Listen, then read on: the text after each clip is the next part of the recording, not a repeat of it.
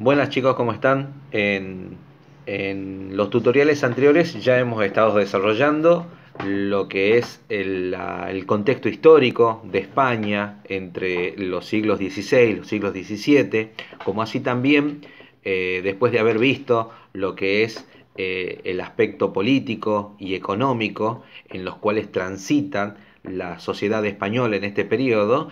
Hemos visto también lo que es la cultura de España y el aporte que realizan desde distintos ámbitos los autores y artistas de esta época. Ahora nos vamos a adentrar, nos vamos a introducir a una pequeña explicación de lo que es la obra literaria que vamos a desarrollar en este periodo que ya estamos ya plenamente en el barroco, ¿no? Que es el ingenioso hidalgo Don Quijote de la Mancha.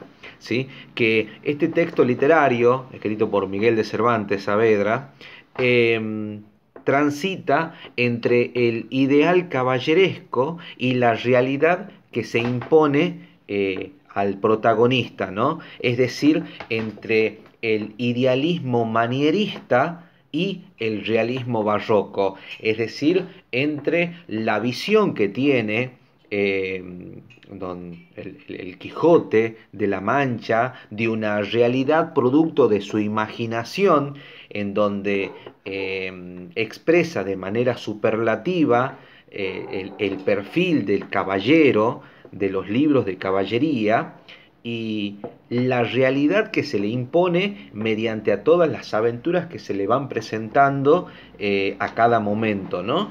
Es decir, esa realidad totalmente barroca, esa realidad claroscura, esa realidad tan contradictoria, ¿no? En donde uno tiene desde el idealismo manierista una visión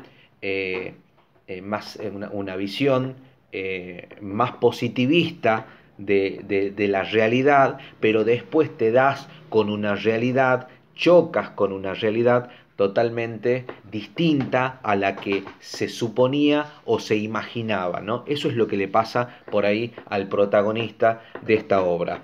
Ahora, el ingenioso hidalgo, Don Quijote de la Mancha, tiene un propósito, ¿sí? Tiene un propósito que es el de desprestigiar los libros de caballería por la inverosimilitud, por la falta de calidad y la falta de trascendencia que tienen que tiene este tipo de literatura, ya que los libros de caballería reflejan de alguna manera un mundo heroico, con leyes, con vestimentas, con divisiones jerárquicas y con costumbres propias de la Edad Media.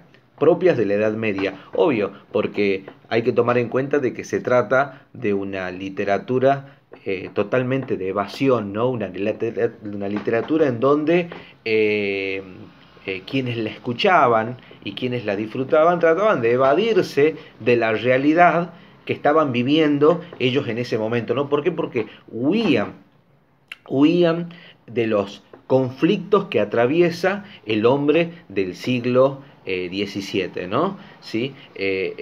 Así que esta es una literatura totalmente de evasión, una literatura que trata de llevar al lector o al oyente a una esfera distinta a la de la realidad, ¿no? En donde puede evadirse de los distintos conflictos que está viviendo. Los libros de caballería alcanzan su éxito allá por el siglo XV, ¿sí? Pero este éxito rotundo que tienen los libros de caballería lleva a que los autores, ¿sí?, de este tipo de literatura empiecen a producir, ¿sí?, obras de una pésima calidad, ¿sí? Entonces empieza a haber una oleada de este tipo de literatura, pero con una calidad totalmente desvalida, ¿no? Entonces, como consecuencia de esto, nace lo que se conoce como la crítica literaria y moralizante, en donde Miguel de Cervantes elabora un texto del mismo estilo de los libros de caballería, pero introduciendo el recurso de la parodia, ¿sí? Que tomemos en cuenta de que la parodia es la imitación de algo, pero con sentido burlesco, ¿sí? Entonces, este recurso nunca utilizado desde la obra de Cervantes para atrás, ¿sí? El autor introduce este recurso, ¿sí?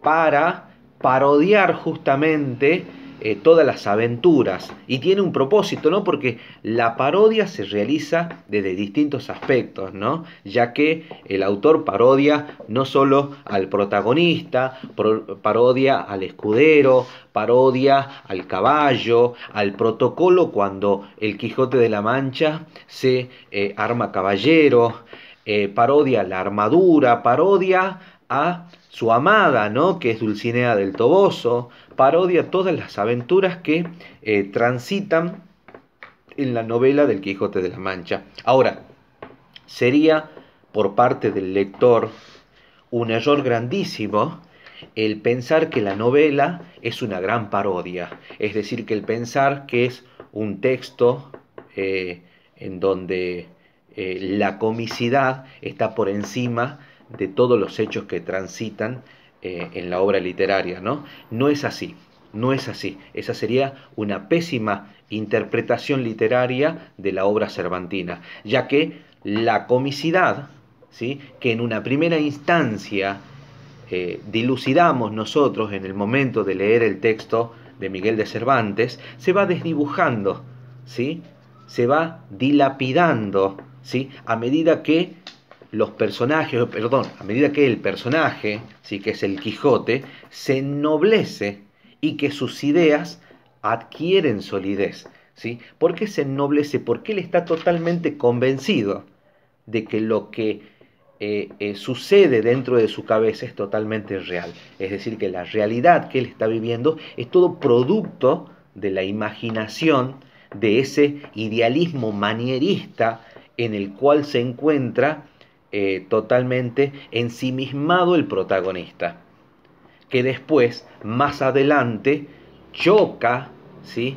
De frente con el realismo barroco, ¿sí? Que es cuando el personaje recupera la cordura. Las aventuras son presentadas en diversos planos, ¿sí? Es decir, en dos planos son presentadas las aventuras del Quijote de la Mancha, ¿no? En donde, en un primer plano, Miguel de Cervantes introduce a un autor ficticio, que es Cid Hamed Benengeli, ¿sí? Que es un autor ficticio que aparece como que se adjudica la autoría de El Quijote de la Mancha. Y después tenemos un segundo plano, ¿sí? En donde aparece un traductor del texto árabe, ¿sí? Que de eso se vale Cervantes, donde los recoge supuestamente y se presenta Miguel de Cervantes como un recopilador de esta obra, ¿no? En donde también está utilizando la parodia, ¿no? Pero que lo utiliza para no aparecer en una primera instancia como el autor intelectual de la obra cervantina, ¿no? Entonces, ahí tenemos una pequeña introducción de lo que sería el Quijote de la Mancha para poder entender la magnitud literaria y el análisis literario de esta obra, ¿no? Que seguramente lo vamos a seguir desarrollando en los tutoriales siguientes, ¿sí? Así que bueno, nos estamos viendo.